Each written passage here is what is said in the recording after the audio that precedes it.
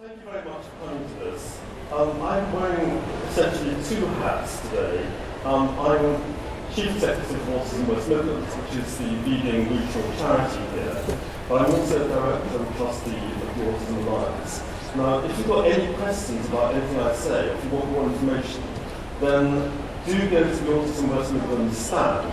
Now, I'm here to talk about two projects. One is Connect to Autism, and that's a nationwide autism awareness project, which we at Autism West Midlands secure for the Autism Alliance. And that's an awareness project, and I'll talk about that later. And then there's Autism Connect, which is the UK's first online social media network for people with autism, developed by Autism West Midlands and launched just over a year ago. But let's start with the context. In England, 500,000 people with autism that's being excluded from their own communities because they are misunderstood. 500,000 with autism, and if you add families and carers and friends, that's at least 2 million people. That's an awful lot of people. Now, as we all know, if you've met one person with autism, you've met one person with autism, and you meet people with autism do very badly. But many of them do need to be rescued from social isolation. Because autism affects people's ability in a number of different ways. The ability to communicate, the ability to understand relationships and social rules. You may have inflexible thinking, be very able academically but unable to do everyday tasks, and you may have sensory issues, being either over or undersensitive to heat, noise, and smell. And so if you've got autism, the world's a pretty odd place. It's almost like being an adolescent for the whole of your life, because during adolescence, most of us find the world a bit troubling. You try to make sense of other people and relationships. And for somebody with autism, it's like that almost all the time. And if you put these elements of confusion together, it means that most days for somebody with autism, you start with pretty high anxiety. And anxiety can lift, and it can then have a meltdown, and sometimes that happens in public. Because for many people with autism, the world is an alarming place. And then public lack of understanding of those meltdown makes things worse, because autistic behaviour can be misinterpreted as troublesome, aggressive, or impulsive. And there's an example from Birmingham. A young man with autism that in Birmingham in the evening, he was assaulted and robbed, he was hit over the head with a brick, taken off to hospital. And in hospital, it's not a nice place in A&E. You have a lot of people, you have some people who are drunk, there's a lot of noise, you have neon lights, and he didn't know really what was happening. He lost control, really, of the environment in which he was. And he didn't, in a time of crisis, bring out his autism alert card saying, autism, please slow down. And instead he had a meltdown. And security guards were called, and some policemen were walking through the hospital, rustled him to the floor, and reopened his head. And then they took him off to a cell overnight. Now, very, very basic training of frontline staff could have made all the difference to that. And one of the things we do is to train. But meanwhile, we do get people being arrested, being discriminated against because their behaviour looks a bit odd. And problems arising from that can lead to social exclusion and isolation. But let's start with the cliche. And we all know the cliche of the young man in his 20s spending 18 hours a day in his bedroom with his Xbox. But cliches tend to have an element of truth. And if you take somebody with autism of average or above average ability, they may have coped perfectly well at primary school, which is quite structured. Secondary school, a bit less structured, more difficult. And when you get into the even less structured world in university or college, that can be even more difficult with support though. And we do try and support people, students in university, you can get through. But then, it's welcome to the unstructured world outside, it's unfriendly, it's unwelcoming, jobs are hard to find, getting out becomes a hassle, it's less hassle to stay indoors, and life closes in. Now, in important ways, charities like our own can help small numbers of people. And so I'm going to talk briefly about what we do as Autism West Midlands. And one of the things, two of the things we do are to help with befriending and employment support. And we help with both of those. So befriending scheme all sorts is brilliant. It's incredibly low cost. For a very small amount of money, befrienders can actually take people out of their community and stop them being socially isolated. And we use a variety of schemes to support people into and within employment. And we train employers and frontline staff, including using people with autism as trainers. We have sent out to all the GPs in Birmingham and Dudley advice on how to have autism-friendly consultation with somebody with autism in a quiet space. It's not rocket science, it's basic stuff. But in our employment service called Aspire, which has now been running for 12 years, one of the things we find is that employment is not the main problem. The initial problem is something different, like can this person use public transport? Can this person cope with being outside on their own? Can this person cross a road safely? Is there something wrong with their accommodation use and social out? So it's a long journey to get people with autism into employment, but the benefits are enormous. But the work we do in befriending and employment is great, but it only begins to, hardly begins to address a major problem, which is you go into the world outside and it is not autism friendly. And people can suffer for years after from a single bad experience out in the community. One of the great changes in the past 20 years has been the way in which people with disabilities, physical disabilities, find that the community is much more welcoming. There are many more adaptations. And the aim of the Connect Autism project is to try and make communities adapt equally well to people with autism, whose disability, it's a disability for most people, is not understood. So this is the Autism Alliance Connect Autism project, and it aims to increase awareness and understanding across England. It's funded by the Department of Health. We at Autism Midlands bid for £200,000 worth of funding and we got it for the Alliance. But the aim is for people with autism to be as they should be, equal citizens in their own communities.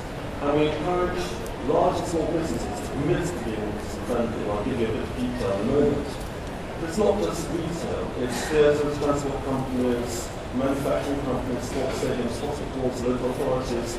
All of them are joining the campaign and signing up to our Autism Charter. And Autism Charter was developed by people with autism. It's aspirational. It's not prescriptive. It's relatively simple. But it deals with things like, please train yourself. We commit to training ourselves. We will look at the environment. We may not be able to do much about it, but we look at the environment. If there's a possibility to have space, we'll put that in. We will allow our staff to disclose it. We will be happy for people to come in and say, actually, I have autism. Can you take a bit more time, for example? What's the key thing about autism? Autism takes time. Customer service obviously they have to look at, and there ought to be at least one person trained in dealing with challenging behaviour in case there is a meltdown. And by getting people, venues, different venues to sign up to the charter, what we're trying to do here, elsewhere, is to create critical mass. And the idea is that when we have 2 or 3 or 4 venues in the same area of the same type signing up, then the rest of them will fall and say, we want to make this work. And that's beginning to happen. Looking at theatres, Birmingham Town Hall and Symphony Hall has signed up to the Autism Charter. So the Midlands Arts Centre, and then other theatres in Norwich, Timeless Theatre, Tone Theatre Company, Sunderland Empire, another 6 are interested in signing. So a lot of theatres around the country will sign up to the charter, and they will produce what are called relaxed performances, where the writing is not harsh, but it's not turned off, where people can come and go as they can here. And the actors, the cinema projectors, or whatever, the orchestra, understand that there are people with autism who may not behave in a typical way, they're ready to accept that. And then in a locality, Sunderland. And in Sunderland, there's a wonderful person working for North East Autism called Terry Highcott, who's just gone out there and says, sign up, please sign up. And you've got the football club, the clinical commission group, that's 52 surgeries, the climbing wall, Sunderland Empire, they mentioned, golf centre, museums, and Short Start Sunderland. And I think Sunderland is going to be the UK's first autism-friendly city. And that's just wonderful. We want more of that. So we are getting critical mass. Part of our project involves targeting nationally known chains. They sign up to the Autism Charter, they have any venue has a window stick or I'll show in a moment, and they're asked to make 6 of their venues as pilots, autism-friendly. And we in the Alliance deliver free training, tailored toolkits, advice and support. And they're referenced on the social media platform Autism Connect, which I will mention in a moment. Now, dealing with national chains takes time because we've got a number of layers of bureaucracy, we've got regional boards, national boards, and so on. And getting to the top has taken longer than we hoped. Nonetheless, that's the sticker that goes on any autism-friendly venue. I'll take this into the end, I may. Nonetheless, and they get hammered by everybody from all sides, saying please help us, me, rather than anybody else. But these have signed up to the Autism Charter who are committed to being autism-friendly. Butlins, which is major, Centro Transport, Essex County Council, Johnson Plus, Next, which is pretty big, the Nissan Skills Foundation, Yorkco, and there are many more interested saying yes, we'll take it to our board, we're very keen on what we're trying to do, we understand what we're trying to do, we want that help, we're not quite there yet. And some will say, well, okay, give us some training first, and we will then decide what to sign up. We'll decide what to sign up later, which we're happy to do. But overall, we've got over 200 outlets committed to autism-friendly, and able to display that autism-friendly sticker. And we expect many more to be by March next year. And I think this is arguably the most important autism awareness initiative in the past decade. It's supported by free advice and training, it's moderated by social media, and another part of the project is we are bringing together champions who have some national profile. And I'll just mention 3 of them. Jane Asher, obviously President of NAS, who says, I will go anywhere to help autism, and she was our launch champions event. Then Victoria Holdsworth. Now Victoria is force of nature. She's got 4-year-old twins, one of whom, at least one of whom, she's saying is autism. She has an elder son who may be on the maybe has syndrome. But her 4-year-old, who definitely has autism, his twin sister may or may not, is very, very demanding. He will not eat anything other than baby food, particular brands. He will not eat crisps, chips other than McDonald's fries. And so a family outing to have a meal out is pretty difficult. And so what she does, she goes into and say, look, we like to eat here as a family, but one of my children is actually going to have to eat some McDonald's chips, because he won't eat anything else. Is that okay with you? And sometimes they say yes. And sometimes they say no. And then she says, okay, how about making reasonable adjustments to somebody with a disability? And they say, I'll call a manager.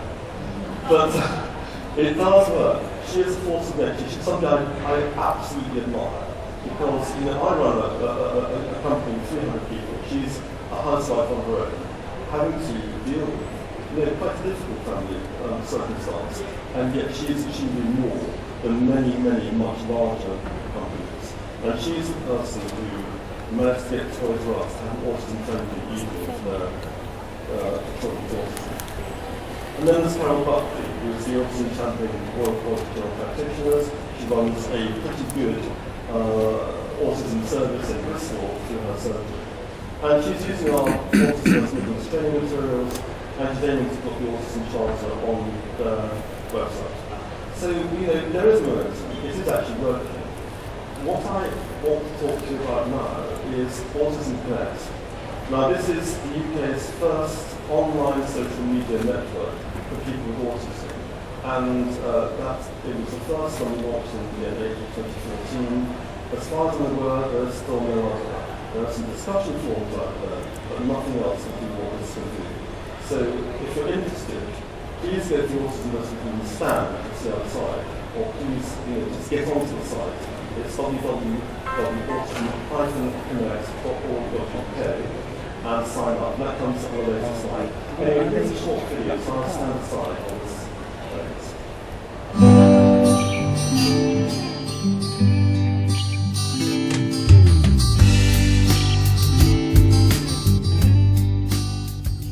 Connect is the UK's first free social network for people with autism and their families. Our social network allows you to connect with like-minded people in your own area or anywhere else in the country. Develop your own social network, stay up to date with local and national events, ask and answer questions related to autism, read stories and information about people with autism on our fantastic blog, find, rate and add local service providers and autism-friendly venues all across the UK, and you can also access free information resources.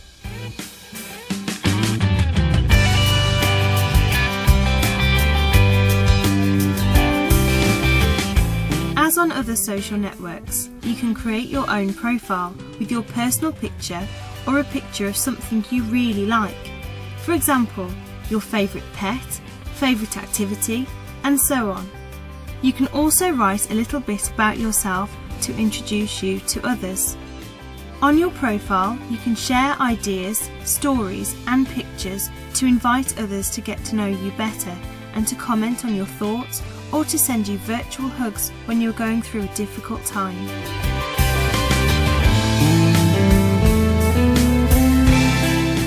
The event and calendar section allows you to stay up to date with local and national events. You can search by area and type of events and mark them as attending. You can also add an event and keep track of the ones you are attending on your own calendar.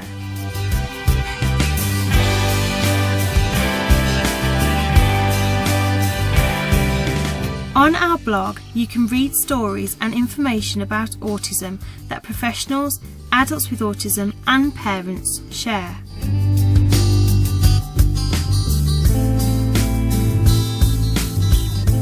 The question and answer section gives you space to ask questions around autism and receive great help from the entire community as well as autism advisors.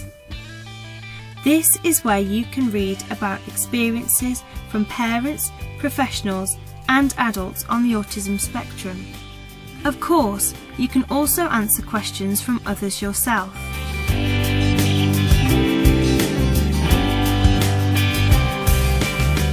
Autism Connect is a great tool to actually find autism-friendly venues and local service providers.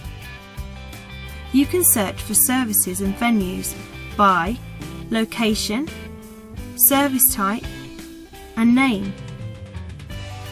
The best thing about this? You can rate and review the services and give them constructive feedback to become more autism friendly.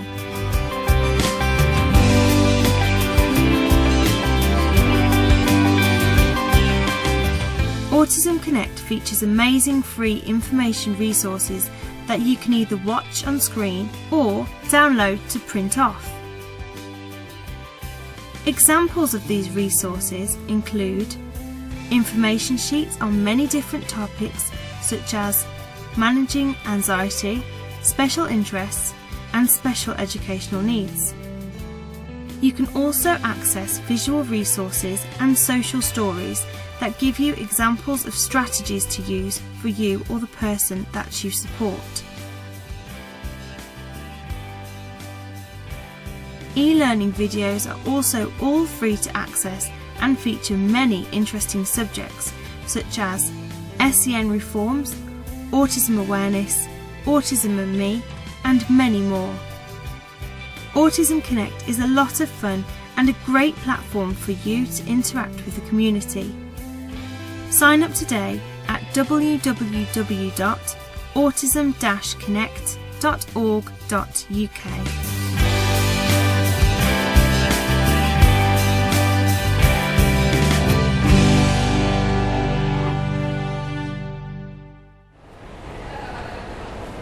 So that's Autism Connect. I will briefly re-emphasise on the points. It's a social network. You can do a lot with it, there's a lot on it. It gives the autism community a chance to interact. It shows people they're not alone. In a sense, it works like Facebook for the autism community and the TripAdvisor and Mumsnet. Now, on security, there's no online social media network that's entirely secure, but there are security measures in place, and it's a much safer environment than, for example, Facebook. So, what you can do, you can create a profile, you can find people, and there's nothing else like it. You can't, on any other UK site that you know of, search for like-minded people by area, by role, by diagnosis, by behaviour. You can create your own circle. You can have family, friends, you can link into other people's networks. And you can post updates, and if you want to send a hug to somebody, you can share stories, advice, ideas, you can search events in the calendar, and you can post messages. There is a blog with information on a range of topics, and there's news and so on, and then of course there's the TripAdvisor function. And that's how this relates back to the Connect Autism Awareness Project, because if somebody has an autism-friendly sticker, and that's roughly what it looks like, and even if they don't, you can actually get onto Autism Connect and say, this place was very friendly. I have autism, my child has autism, my parent or whatever, my sibling has autism. This place was very friendly, it only wasn't. And if one of the venues that signed up to the Autism Charter gets negative comments, we will monitor those and we'll say, hang on, we're not trying to be nasty to you, but do you realise that some people are not friendly building up what you're saying? It's a very 21st century way of moderating people's performance against what they promise. There's a massive e-learning resources and other resources, information sheets. And there are more information sheets for Autism Midlands stand, have a look at it later. We have thousands and thousands of people downloading resources. And people are very appreciative. Fabulous, brilliant, great, like, join, be shared, amazing, thank you. I mean, it's out there for people with autism. We couldn't have done it without government funding, initially from the Department for Education, and then we expanded from the Department of Health. But we're able to keep going, and it's a brilliant resource for the autism community. So going back to the overall project, the overall Connecting Autism Awareness Project, which does link closely with this online resource, there is a very, very strong process. It is going to work. Very many companies have signed up, and of all sorts.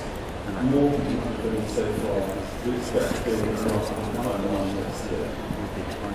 And we achieved, because people were willing to help, we achieved fantastically. We're getting an enormous amount of pretty much free advertising, well, tens of thousands of pounds on transport sites.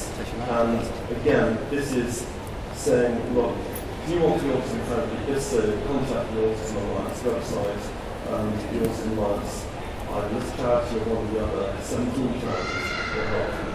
So if you want to join, if you're interested, log on to Autism Connect. You can get information from the Autism Alliance and again from our site. So thank you very much.